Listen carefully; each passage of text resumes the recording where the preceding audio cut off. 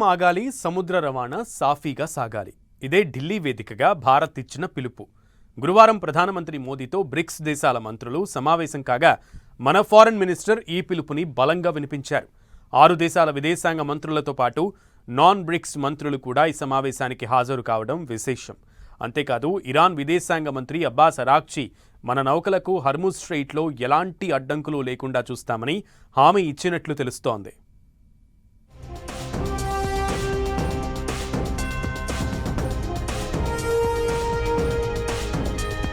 Bricks ministers తో ప్రధాని భేటీ.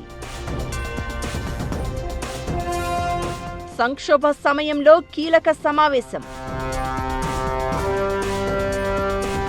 చమురు, గ్యాస్ సంక్షోభంపై చర్చ. సమావేశాలతో సమస్యకి పరిష్కారం దొరుకుతుందా? డీ-డాలరైజేషన్ దిశగా అడుగులు పడతాయా? మన వైపు నుంచి రష్యన్ క్రూడ్ ఆయిల్ పై ఆంక్షలు తొలగించుకునేలా ప్రయత్నం. రష్యా క్రూడ్ ఆయిల్ మరికొన్నాళ్లు కొనుగోలుకు విజ్ఞప్తి. ఓవైపు చైనాలో అమెరికా అధ్యక్షుడు ట్రంప్ భేటీలు వేస్తున్న వేళ బ్రిక్స్ విదేశాంగ మంత్రుల భారత్ రాక ప్రాధాన్యత సంతరించుకుంది. ప్రారంభంలోనే మన విదేశాంగ మంత్రి క్లియర్గా సందేశమిచ్చారు. స్వేచ్ఛగా సముద్ర జలాల్లో సురక్షిత రవాణా సాగాలంటూ ప్రసంగించారాయన. దీంతోనే క్రూడ్ ఆయిల్ క్రైసిస్ పైనే ఈ భేటీ ఫోకస్ పెట్టినట్లయింది. ఓవైపు అభివృద్ధి చెందుతున్న దేశాలను గల్ఫ్ వార్ కుదేలు చేస్తున్న తరుణంలో భారత ఆధ్వర్యంలో ఏర్పాటైన ఈ సమావేశం యుద్ధ సంక్షోభాన్ని అధిగమించే మార్గం చూపించే అవకాశం ఉంది.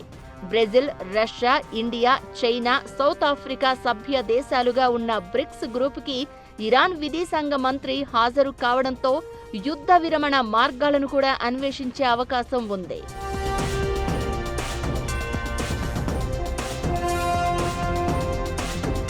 బ్రిక్స్ ఫారిన్ మినిస్టర్లు మాత్రమే కాకుండా యుఏఈ, మలేషియా, ఇండోనేషియా మంత్రులు కూడా హాజరు కాగా మన దేశం ప్రస్తుత సంక్షోభం నుంచి బయటపడేందుకు రష్యా నుంచి క్రూడ్ ఆయిల్ కొనుగోలుకు ఆంక్షలు తొలగించుకునే ప్రయత్నం చేపట్టింది.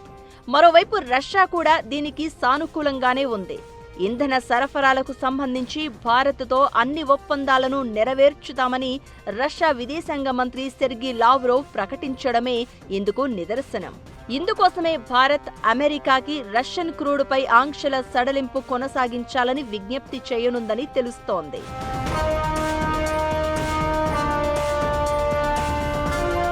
ఢిల్లీ సమావేశానికి వచ్చిన ఇరాన్ ఫారిన్ మినిస్టర్ అరాగ్చి భారత నౌకలకు హర్ముజ్ జలమార్గం నుంచి సురక్షిత మార్గం కల్పిస్తామని చెప్పారు. ఇది గతంలోనే ఇచ్చినప్పటికీ ఇప్పుడు మిడిల్ ఈస్ట్లో గ్లోబల్ సప్లై చైన్ దెబ్బతిన్న నేపథ్యంలో ప్రాధాన్యత సంతరించుకుంది. మరోవైపు గతంలోనే బ్రిక్స్ దేశాల మధ్య వాణిజ్యం స్థానిక కరెన్సీల్లోనే చేసుకోవాలని నిర్ణయించినా అది అమలు కాలేదు. ప్రస్తుతం విదేశీ మారక ద్రవ్య నిల్వలు ప్రతి దేశానికి అవసరమైన నేపథ్యంలో డాలర్లలో కాకుండా బ్రిక్స్ దేశాల ఉమ్మడి కరెన్సీ లేదంటే స్థానిక కరెన్సీలోనే ట్రేడ్ కోసం నిర్ణయం కూడా రావచ్చనే అంచనాలు ఉన్నాయి.